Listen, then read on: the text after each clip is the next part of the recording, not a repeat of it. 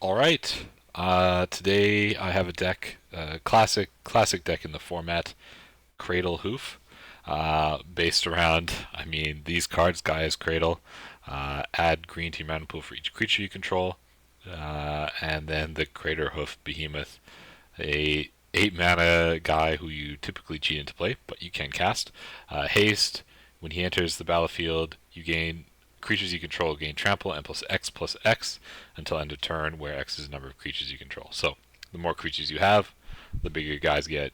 Trample over, kill everything. Now, one of the reasons I am doing this deck is because somebody suggested it in the comments, and I think in addition to that, if you haven't heard, Thassa's Oracle got its points increased massively, from 2 to 7. That's I think it came into effect, or at least the decision was made on October 31st. And I think that those kind of combo decks have pushed these linear strategies out because they had no good interaction against the Thassa's Oracle combo decks. Now that it's 7 points to play Thassa's Oracle, I think these decks that are just trying to go fast, hit really hard, uh, but have no types of answers, blue cards, stifle effects, things like that. I think it's a really good opportunity to bring out the hoof again. So, what are the points in the Cradle Hoof deck? Well, I went with this point spread: one for crop rotation, one for Summoner's Pact, three for Natural Order, two for Survival of the Fittest, and three for Strip Mine. And the reason I went with this is because I think a Strip Mine package, really good in this deck, especially right now. It's really good because you're playing all these elves that can get you ahead of mana, and then you can get Strip Mine, put your opponent behind on mana, and it's just that disparity that really gets you there. Survival of the Fittest as well. You're getting your best creature every turn. Now we have 50 creatures in this deck, so that is a lot. And of those 50 creatures, you'll see some of our toolbox, a lot our mana, and what those mana guys help us do is cast this Natural Order and sacrifice a green creature. Get the hoof into play. We have multiple hooves, by the way, so you'll see those. And Summoner's Pact, another way, just to be your instant speed, Cradle Hoof, get him to your hand, cast him with your Gaia's Cradle. Crop rotation as well helps you get that Gaia's Cradle online. Also helps you get the Strip Mine if you're focusing on putting the opponent back, or destroying a glacial chasm. So I think this is the best point spread. I think there are other options, like instead of the Strip Mine, maybe you would want to do a Mox Emerald, something along those lines. I don't think this is a deck that you want to play the Birthing Pot in. We don't really care about the chain. We just care about the right creature at the right time, and that's why I'm playing Survival. So I have 12 1 mana dorks, or 12 1 mana value dorks. Just really all the best ones that you can, and some of the worst, like Boreal Druid. He's just a colorless, but that's fine. It just gets you ahead. It adds a body early on. Um, Along with these 12 mana dorks, I have these mana dorks. Some of them add multiple mana, such as the Llanowar Tribe, really strong card. Circle of Dreams Druid. This is a new one from Adventure in the Forgotten Realms, and it is a Gaia's Cradle, with Summoning Sickness, unfortunately, but still very good in this deck. Another new one from Kaldheim, the Canopy Technician. Other elves you control get +1/+1, and add 3. So a couple of these add 3. Devoted Druid can add 2 at one time. Elvish Druid or Archdruid adds a lot. Rafellas as well adds a lot. You have 18 basic forests. You're playing Yavimaya as well to turn other lands into forests.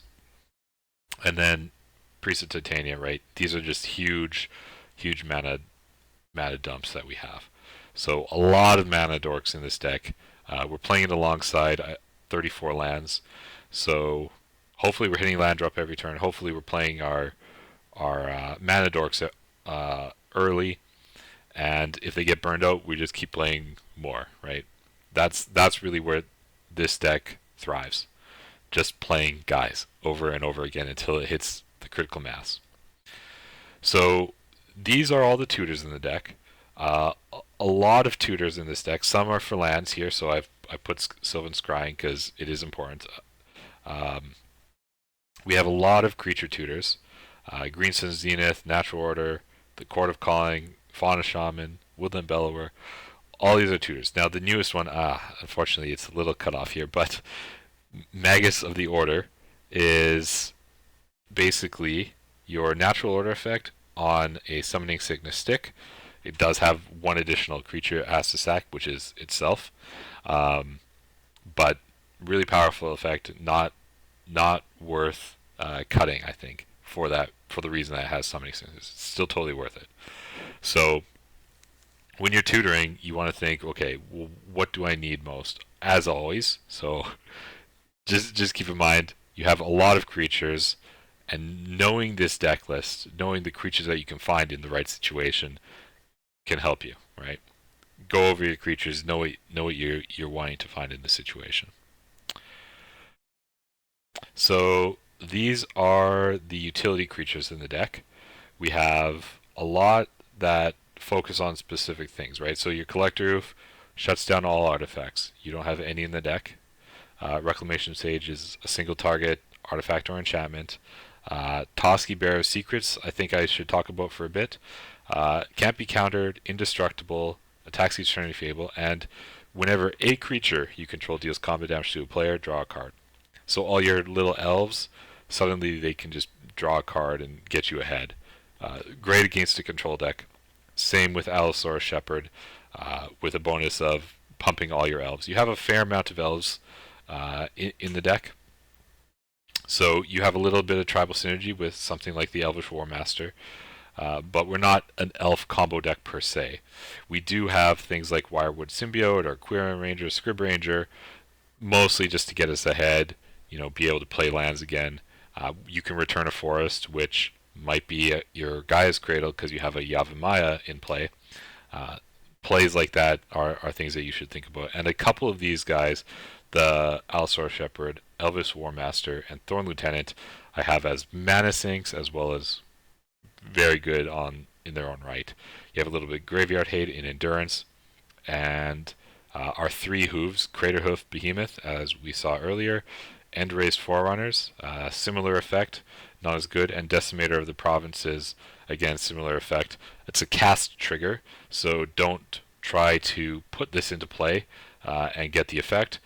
Try and get one of the other two, but still something you could easily cast and then get that effect on all your creatures.